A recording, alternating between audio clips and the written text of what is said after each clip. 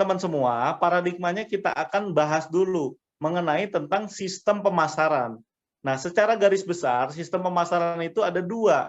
Yang pertama ini kita bahas sistem pemasaran umum yang ada di lapangan, ya teman-teman semua.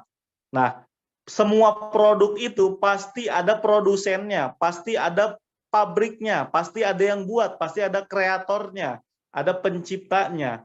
Contohnya mungkin Cap di sini saya boleh sebut merek ya Cap ya. Nah, kalau kita boleh sebut merek, nah ini ada di sebelah saya, mungkin tadi ada, ini teman-teman ya, ada Aqua, atau ada minuman teh botol ini di sebelah saya. Teh botol itu tentunya tadi diproduksi dulu di pabrik. Nah, pabriknya pasti dekat sumber air ya, supaya tadi lebih murah. Nah, dari pabrik tersebut, kemudian dibuat sedemikian produk, lalu sama, perusahaannya juga membuka peluang. Peluang apa tadi? Peluang kemitraan. Kemitraan untuk menjadi distributor besarnya. Mungkin tadi hierarkinya kita pakai distributor provinsi contohnya.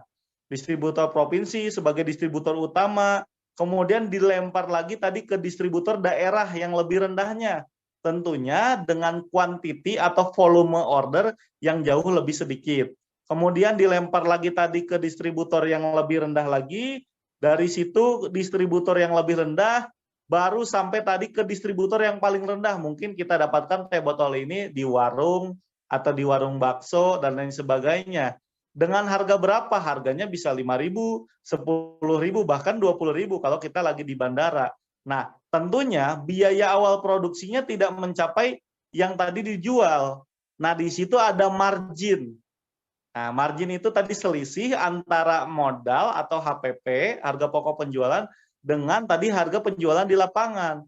Sehingga barang tersebut tadi sampai kepada konsumen, konsumen membayar sejumlah barang yang sudah ditambahkan margin.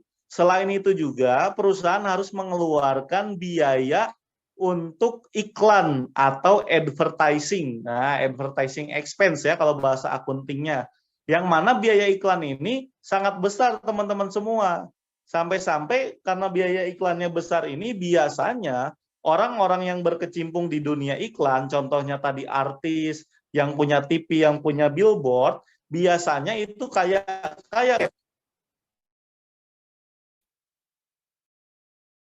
Iya, Mas Dimas. atau kita sebutnya biasanya. Nah, karena kenapa? Karena tadi perusahaan yang diberikan kepada mereka itu cukup besar seperti itu. Nah, bisa didescribe, bisa dijelaskan juga tentunya yang di sini yang mendapatkan keuntungan itu yang pertama adalah tentunya distributor akan menjadi kaya.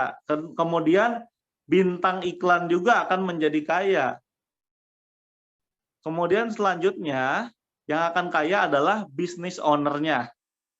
Nah, lalu Anda sebagai apa? Ya Anda hanya sebagai konsumen saja. Anda tidak bisa mendapatkan keuntungan margin. Seperti itu. Meskipun Ini adalah kita sistem ini pemasaran Mas umum. Dimas, di sistem ini itu Ya, kalau pengen dapat keuntungan besar kita harus jadi distributor yang besar, bukan cuma pengecer kecil ya.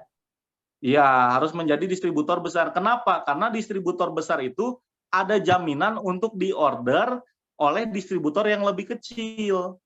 Begitu. Tapi kan nggak boleh semua orang jadi distributor besar ya, dibatasi pasti. Oh, nggak boleh. Karena tidak semua orang juga punya modal yang besar. Begitu, Kapten. Nah, Karena makanya biasanya untuk menjadi distributor besar itu butuh modal yang besar. kalaupun Mas Dimas punya modal pun belum tentu boleh jadi distributor yang besar karena Iya, belum udah ada tentu yang boleh. punya. Kalau di kota tersebut udah ada distributor, kita nggak boleh lagi.